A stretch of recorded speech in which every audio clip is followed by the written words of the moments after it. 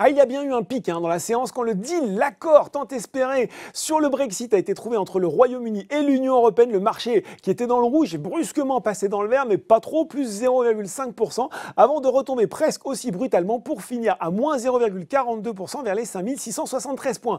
Car les investisseurs le savent bien, plus que la validation par le Conseil européen, cet accord va devoir être accepté par le Parlement britannique, ce qui va être une autre paire de manches. Le feuilleton n'est donc pas encore terminé aux États-Unis. Les marchés fondus sur place en légère hausse avec un Dow Jones à plus 0,14% et un Nasdaq à plus 0,33% vers 17h40. Allez, on va commencer par les baisses sur le SBF 120 avec le repli de Forcia. L'équipementier automobile a réaffirmé pourtant ses objectifs annuels à l'occasion de la publication de son chiffre d'affaires du troisième trimestre, mais voilà, à 4,18 milliards d'euros, ce dernier a déçu alors que le consensus des analystes tablait en moyenne sur 4,29 milliards. Il recule même de 3,7% à taux de change et périmètre constant, faisant moins bien que le rythme d'évolution de la production automobile mondiale sur la même période. C'est rouge aussi pour Pernod Ricard, déception pour le premier trimestre. Clos fin septembre de son exercice 2019-2020, le chiffre d'affaires du géant des spiritueux est pourtant ressorti en hausse de 4% à 2,48 milliards d'euros, mais la croissance organique ressort à 1,3%, c'était 3,3% attendu par le consensus des analystes. Derrière, Eurofins Scientifique reste sous pression, le titre du spécialiste de la bioanalyse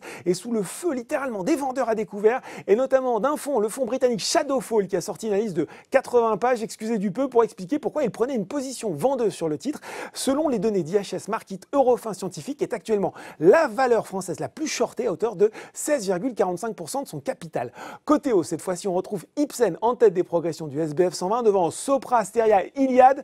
L'opérateur télécom profite d'un relèvement de recommandation de JP Morgan qui passe de neutre à surpondéré tout en relevant son objectif de cours de 85 à 102 euros. Téléperformance grimpe aussi alors que le spécialiste des centres d'appel tenait ses journées investisseurs hier et aujourd'hui. Enfin, sur le CAC 40, c'est Vivendi qui finit parmi les plus fortes hausses avant la publication de ses trimestriels un peu plus tard cette soirée.